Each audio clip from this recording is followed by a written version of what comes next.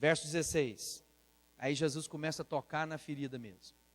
Então até agora ele está falando de água, vou te dar a vida. Aí Jesus vira para a mulher e fala assim: vai chamar seu marido e volte aqui, ordenou Jesus. A mulher diz: eu não tenho marido, respondeu a mulher. Então Jesus disse: você está certa ao dizer que não tem marido, pois já teve 5.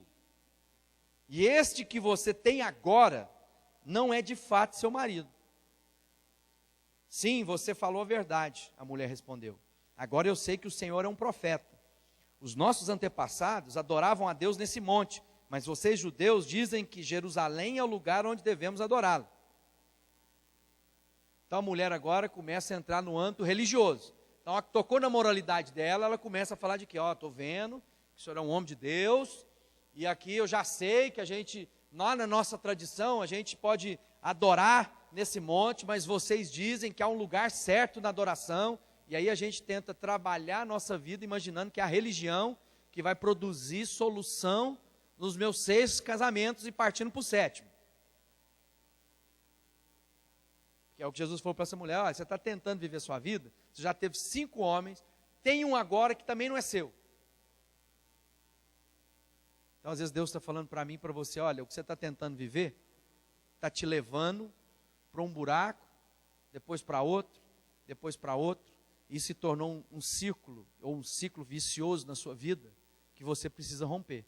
Mas ela tem a religião na cabeça, ela pensou o quê? Não, mas eu sei que é adoração, sei que estou vendo que o senhor é profeta, o senhor está falando. Quantas vezes na nossa vida, a gente invoca a religião para dar desculpa para as coisas? Jesus estava querendo tratar com ela, sabe o que era? Que a resposta não estava na religião, mas a resposta estava nele. É Cristo na nossa vida. Não é frequentar a igreja que vai me livrar do inferno. Não é ser filho de pai e mãe crente que vai me livrar do inferno. Não é fazer parte do coral da igreja que vai me livrar do inferno. Não é subir ao monte para orar nas madrugadas que vai me livrar do inferno. Sabe o que é? Uma relação íntima, pessoal com o autor da vida, Cristo Jesus. É Cristo em nós, é uma relação em que eu olho nos olhos de Jesus e que Jesus olha todas as coisas da minha vida, porque aquelas coisas que estão ocultas, para Ele não estão, e que a gente engana todo mundo. O marido é capaz de enganar a esposa, que é a relação mais íntima, mas não engana Deus. E Jesus está dizendo para você: olha, cuidado, que às vezes esse marido que você está aí não é seu, e talvez você não está entendendo na sua vida por que não vai para frente, porque cada relacionamento que você constitui um matrimônio. Sabe onde se dava o casamento? O que a Bíblia fala, o que é casamento? Você sabe o que é? Qual era a cerimônia? Quando o homem se deitava com a mulher. Ali era consumado o quê? Casamento. Era uma família, entregava o filho, a filha, eles deitavam, pronto. O sexo era o quê? Casamento.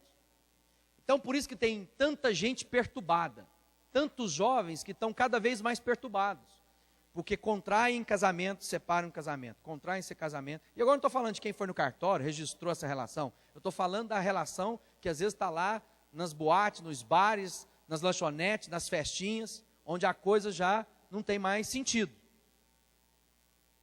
Onde ficar está falando de transar. E Jesus estava tratando com aquela mulher dizendo: você está achando, sua vida está ficando em pedaço. Todas as vezes que eu me deito com alguém, faço com ela uma só carne, isso é mais do que uma relação carnal. Isso tem um envolvimento espiritual. Por isso que essas coisas que Jesus está tratando, eles são de cunho espirituais. Não dá para explicar isso para quem não tem Deus. Para quem não tem Deus, a gente tem que falar assim: irmão, o amigo, usa camisinha, porque senão você ainda vai ser infectado. E vai ser mais um problema para o governo ter que pagar seu coquetel de medicamento. Já que você é promíscuo, você tem que se posicionar. Mas lá em 1 João capítulo 1, verso 9 diz assim: mas se confessarmos os nossos pecados, Ele cumprirá a sua promessa, fará o que é correto, perdoará os nossos pecados e nos limpará de toda maldade. Então, irmãos, não é quanto você é capaz de frequentar de culto, é quanto você entende da sua relação com Cristo. na sua responsabilidade, da sua consciência. A partir do momento que eu já tenho consciência, que eu não preciso mais ficar debaixo de tutores, eu já sou responsável pela minha vida. Isso não se dá aos 18 anos, quando na nossa nação, legalmente, é maior de idade o homem com 18, a mulher com 21. Não é nisso. É quando eu tenho entendimento. Quando eu já sei a diferença de direita da esquerda.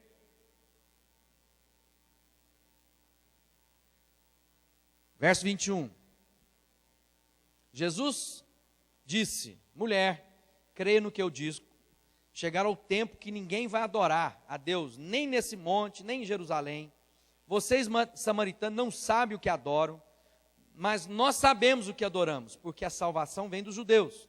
Mas virá o tempo que, de fato, já chegou, em que os verdadeiros adoradores adorarão o Pai em espírito e em verdade.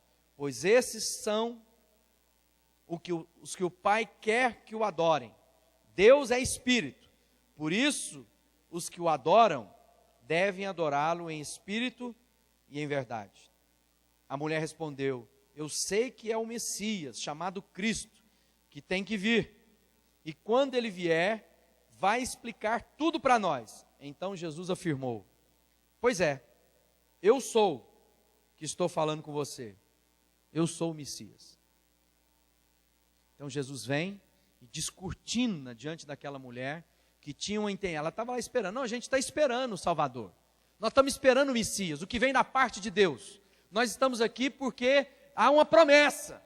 E às vezes na nossa vida a gente está sempre esperando mais um tempo, mais outro tempo, mais outro tempo. A gente está imaginando o seguinte: uma hora vai acontecer. Não, irmãos, eu tenho que ter consciência. Porque Jesus está dizendo que quem vai de fato desfrutar daquilo que Ele é aqueles que o adoram e em espírito e em verdade. Por isso que a Bíblia diz que é preciso nascer de novo. Por quê? Porque o homem natural não discerne, não conhece, não entende quando essas coisas são ditas. Parece ser complicada demais, e não é complicada. Jesus diz: entrega seu caminho ao Senhor, confia nele, e no mais Ele fará. Se rende a Jesus, e diga para Ele: fala, Jesus, eu estou tentando viver a minha vida, estou tentando acertar, mas eu não sei, eu faço só escolha ruim. A hora que eu vejo, eu estou lá nas escolhas ruins, estou repetindo os mesmos erros que me trouxeram até aqui. E Jesus diz: confessa seu pecado. Primeiro, confessa o pecado, entenda que tem coisas na sua vida que precisam ser confessadas. A sua avareza, a sua negligência, sua inveja. Quanta gente invejosa nesses dias. Gente que quer o mal dos outros. Gente que não pode ouvir gente contando a bênção, que põe lá os olhos gordos desse tamanho, olhos gordos desse tamanho. Fala assim: que isso? Gente não pode contar a bênção. Gente, ganhei um aumento no meu trabalho. Eu que merecia esse aumento. Minha empresa está lucrando. Não pode contar, porque tem gente que fica tramando mal. Precisa confessar o pecado. Gente que tem a língua maliciosa, que gosta de separar pessoas, que chega lá e dá aquela inflamada só. Irmão, quero compartilhar uma coisa para você, mas é para a gente orar. Respeito do irmão e da irmã ali. Quer fazer fofoca, quer orar nada. E faz isso em nome de Deus, o que é mais desgraça ainda. Há necessidade, irmãos, de que eu entenda que eu vou passar domingo após domingo, vou gastar os meus dias, e ao chegar ao final, se a minha vida não estiver acertada com a de Deus, Jesus vai falar assim: eu não te conheço.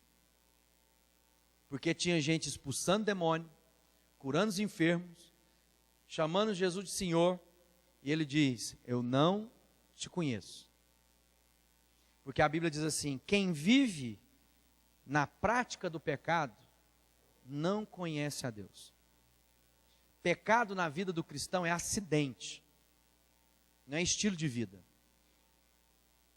Tem gente que conta seu pecado rindo, achando que é a maior vantagem, contar que leva vantagem sobre alguém. esperto, mundo dos espertos, lei do Gerson. O importante é levar vantagem em tudo. Isso é do demônio, isso é do inferno. Verso 27. Naquele tempo chegaram os seus discípulos e ficaram admirados, porque ele estava conversando com a mulher. Mas nenhum deles perguntou à mulher o que ela queria. E também não perguntaram a Jesus, por motivo que ele estava falando que é a mulher. Ou seja, os caras andavam com Jesus o tempo inteiro, chegou lá, achou estranho, ficou calado, não gostaram daquela história de ver Jesus conversando com a mulher, nem trataram com a mulher, nem trataram com Jesus. Aí no verso 28, diz assim: em seguida, a mulher deixou ali seu pote, voltou até a cidade e disse a todas as pessoas: venham ver o homem que disse tudo o que eu tenho feito. Será que ele é o Messias? Muitas pessoas saíram da cidade, foram para o lugar onde Jesus estava. Enquanto isso, os discípulos pediam a Jesus: mestre, coma alguma coisa. Ele respondeu: tenho que comer uma comida que vocês não conhecem. Olha só, a mulher era samaritana e tinha problema de entender das coisas espirituais. Os discípulos eram judeus, caminhavam com Jesus há muito tempo. Olha a resposta deles: eu tenho que comer uma comida que vocês não conhecem. Verso 33. Os discípulos começaram a perguntar uns aos outros: será que alguém trouxe comida para ele? Quem trouxe o marmitex? Aí ele foi lá buscar comida, alguém já fez um delivery, já entregaram aqui para ele. Verso 34. A minha comida, disse Jesus, é fazer a vontade daquele que me enviou e terminar o trabalho que ele me deu para fazer. O que Jesus estava dizendo? Jesus estava dizendo o seguinte: sabe de uma coisa, irmãos? A minha vida é para Deus. A minha vida é para fazer o que o Pai me mandou. Não tem outra coisa para me alimentar que não seja fazer a vontade de Deus para a minha vida. Mas muitas vezes nós estamos querendo inverter isso. Nós queremos fazer a nossa vontade e usamos Deus para concluir o que nós queremos. Vemos em Deus a possibilidade de suprir todas as nossas vontades, de realizar todos os nossos desvaneios, as maluquices. Aquela mulher, quando entendeu de quem Jesus era, sabe o que ela fez? Saiu correndo para a cidade. Ela deixou tudo para trás. Ela esqueceu até o pote que ela foi levar. Ela largou o ofício. Presta atenção que isso é importante, porque isso nos lembra que Jesus diz assim: aquele que ama mais pai, filho, mulher, bens, fazendas, trabalho, fama do que me ama, não pode ser meu discípulo. Aquela mulher, quando encontrou Jesus e viu nele a possibilidade de encontrar o Salvador, que o Messias era isso, é a figura do que salva, do que redime, do que faz ponte, que me leva para o céu. Tanto é que Jesus diz o quê? Olha, eu sou o caminho, sou a verdade, sou a vida. Ninguém vem ao céu, ninguém vem ao Pai se não for por mim. Aquela mulher largou o cântaro dela, correu para a cidade e começou a proclamar a respeito de Jesus. Encontrei o Salvador. Aquela mulher evangelizou a cidade inteira. Os discípulos de Jesus entraram e saíram da cidade, ninguém ficou sabendo quem era Jesus. Aquela mulher que entendeu que havia a possibilidade de vida nova em Cristo, ficou tão agradecida. De primeiro, Deus falou comigo. Deus se revelou a mim. Você já teve uma revelação assim do amor de Deus para sua vida, você entender assim a mão graciosa de Deus cuidando do seu coração, te consolando, te trazendo esperança? Onde é que você olha com os seus olhos naturais, você fala assim, não tem esperança. Mas de repente, você olha com os olhos de Deus e parece que o vento soprou para longe todas aquelas nuvens que tampavam o sol. E você diz, há esperança. Aonde há esperança? Em Jesus. Não há outro lugar. Não é no sal da terra. Não é no pregador. É em Cristo.